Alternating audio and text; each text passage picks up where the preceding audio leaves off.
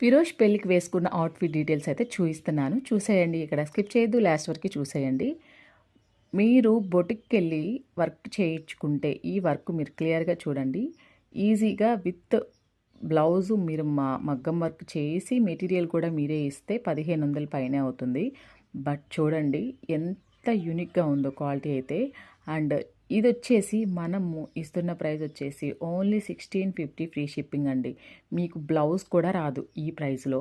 But మనమైతే లెహంగానే ఇచ్చేస్తున్నాం ఫుల్ సెట్.